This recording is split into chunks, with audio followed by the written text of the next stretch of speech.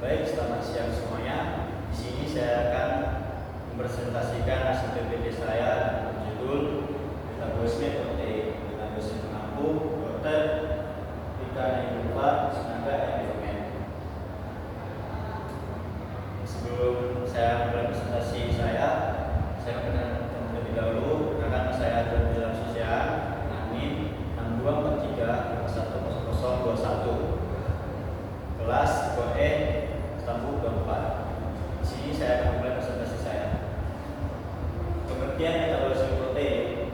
Metabolisme protein adalah serangkaian proses kimia yang terjadi dalam tubuh untuk menyerap, mengubah dan menggunakan protein yang diperoleh dari makanan. Proses ini penting untuk pertumbuhan, perbaikan jaringan, produksi enzim, hormon dan sistem kekebalan tubuh. Ada tahapan yaitu 1. Pencernaan protein.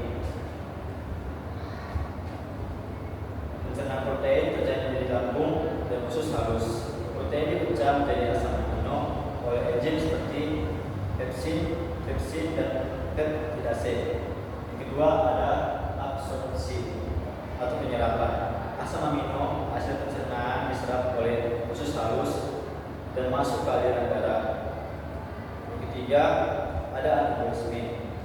Asam amino digunakan untuk membangun protein sesuai kebutuhan tubuh seperti otot, enzim, dan antibodi. Yang keempat ada katabolisme. Asam amino yang berlebih atau tidak dibutuhkan akan dipecah. Gugus amino diubah menjadi urea dan dibuang melalui urin, sedangkan bagian karbon diubah menjadi energi atau disimpan sebagai lemak. Selanjutnya ada fungsi metabolisme protein. Yang pertama yaitu membangun dan memperbaiki jaringan. Protein digunakan untuk membangun dan memperbaiki jaringan tubuh seperti otot, kulit, dan rambut. Yang kedua ada menghasilkan enzim dan hormon. Protein digunakan untuk menghasilkan enzim dan hormon yang penting untuk berbagai proses tubuh. Yang ketiga, mengatur keseimbangan cairan. Protein membantu mengatur keseimbangan cairan dalam tubuh. Yang keempat, menghasilkan antibodi. Protein digunakan untuk menghasilkan antibodi yang membantu melawan infeksi. Yang kelima, mengatur metabolisme. Protein membantu mengatur metabolisme tubuh, termasuk metabolisme energi dan nutrisi. Selanjutnya, sintesis metabolisme protein. Sintesis metabolisme protein adalah proses pembentukan protein dari asam amino dalam sel sebagai bagian dari metabolisme anabolik. Proses ini dimulai dari pencernaan protein dan makanan menjadi asam amino yang kemudian diserap dan dibawa ke sel. Dan inti sel, informasi genetik dari DNA transkripsi menjadi mRNA yang kemudian dibawa ke ribosom untuk tahap fermentasi. Pada tahap ini asam amino disusun menjadi rantai polipeptida berdasarkan urutan kode genetik. Setelah itu protein mengalami modifikasi dan pelipatan agar dapat berfungsi sesuai kebutuhan tubuh seperti enzim, hormon, atau komponen struktural. Proses ini sangat penting untuk pertumbuhan, perbaikan jaringan, dan fungsi fisiologis lainnya.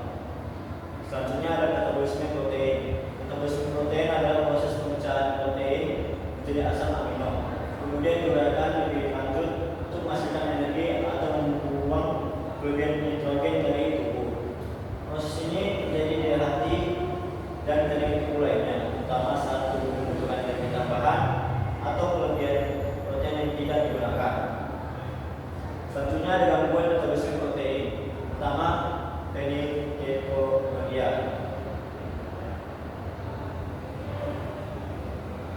Penyebab kekurangan enzim vinalamin hidroksilase. Akibatnya penumpukan vinalamin beracun bagi otak. Gejalanya keterbelakangan mental, kejang, bau tubuh keras. Penanganan diet rendah vinalamin. 2. Maple syrup disease.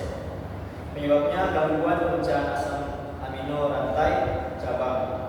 Gejalanya urin berbau sirup apel, letargi, kejang, dan koma. Penanganan gen khusus pengawasan kadar asam amino. Ketiga ada homocystinuria. Penyebabnya ukuran enzim untuk metabolisme metionin. Gejala gangguan penglihatan, kelainan rangka, risiko trombosis. Penanganan gen rendah metionin, vitamin B6, B12, folat. Yang keempat alkaloria. Penyebabnya ukuran enzim homogenisat oksidase. Gejalanya urin menghitam saat terpapar udara dan nyeri sendi. Penanganan pemasan diet dan obat-obatan.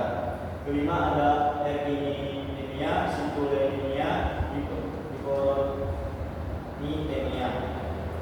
Gangguan dalam siklus urea menyebabkan penumpukan amonia. Gejalanya muntah, gangguan kesadaran, dan koma. Penanganan diet rendah protein, obat pengikat amonia. Selanjutnya ada kebutuhan protein berdasarkan usia dan kondisi fisik. Yang pertama ada bayi 0 sampai 6 bulan, kebutuhan protein perharinya 2,2 gram per kilogram berat badan. Bayi 7 sampai 12 bulan, kebutuhan protein perharinya 1,6 gram per kilogram berat badan. Anak-anak 1 sampai 3 tahun 1,2 gram per kilogram. Anak-anak 4 sampai 13 tahun 0,95 sampai 1,0 gram per kilogram berat badan. Remaja 14 tahun sampai 18 tahun 0,85 gram per kilogram berat badan. Dewasa 19 tahun 0,8 gram per kilogram berat badan. Ibu hamil tambahan 25 gram per hari.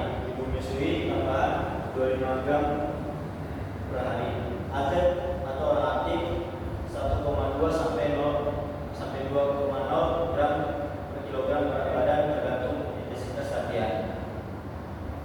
Kesimpulannya, metabolisme protein adalah proses pentingkan tubuh mencakup pemecahan protein menjadi asam amino atau katabolisme dan pembentukan protein baru dari asam amino tersebut atau anabolisme. Proses ini berlangsung terutama di hati dan didapatkan berbagai enzim serta jalur metabolik seperti siklus urea yang berfungsi membuang amonia hasil samping metabolisme. Protein berperan vital dalam pertumbuhan, perbaikan jaringan, kebutuhan enzim dan hormon, serta menjaga keseimbangan fungsi tubuh. Gangguan dalam metabolisme protein seperti phenylketonuria, PKU, dan urin disease dapat menyebabkan penumpukan zat racun yang